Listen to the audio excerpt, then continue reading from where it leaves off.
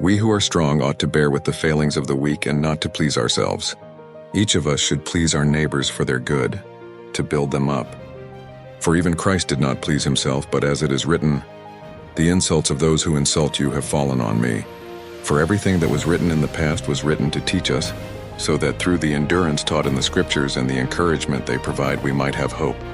May the God who gives endurance and encouragement give you the same attitude of mind toward each other that Christ Jesus had, so that with one mind and one voice you may glorify the God and Father of our Lord Jesus Christ. Accept one another then, just as Christ accepted you, in order to bring praise to God.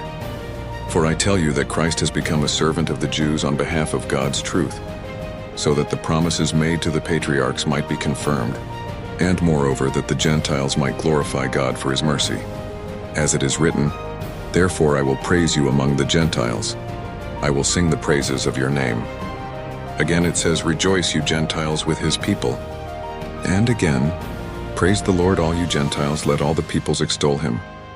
And again Isaiah says, "The root of Jesse will spring up, one who will arise to rule over the nations. In him the Gentiles will hope."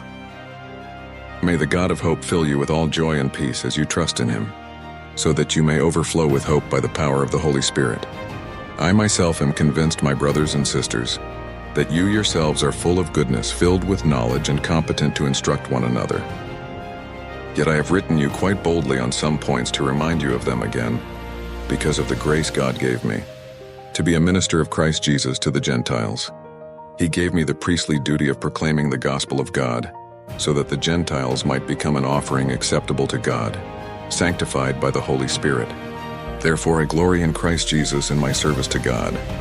I will not venture to speak of anything except what Christ has accomplished through me in leading the Gentiles to obey God, by what I have said and done, by the power of signs and wonders through the power of the Spirit of God. So from Jerusalem all the way around to Illyricum, I have fully proclaimed the gospel of Christ. It has always been my ambition to preach the gospel where Christ was not known, so that I would not be building on someone else's foundation. Rather, as it is written, "Those who were not told about him will see, and those who have not heard will understand."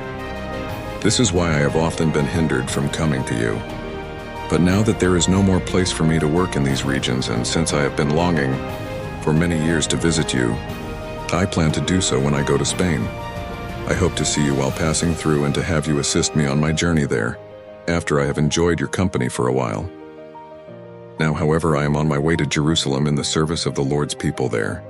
For Macedonia and Achaia were pleased to make a contribution for the poor among the Lord's people in Jerusalem. They were pleased to do it, and indeed they owe it to them. For if the Gentiles have shared in the Jews' spiritual blessings, they owe it to the Jews to share with them their material blessings. So after I have completed this task and have made sure that they have received this contribution, I will go to Spain and visit you on the way. I know that when I come to you, I will come in the full measure of the blessing of Christ. I urge you, brothers and sisters, by our Lord Jesus Christ and by the love of the Spirit, to join me in my struggle by praying to God for me. Pray that I may be kept safe from the unbelievers in Judea, and that the contribution I take to Jerusalem may be favorably received by the Lord's people there, so that I may come to you with joy by God's will and in your company be refreshed. The God of peace be with you all. Amen.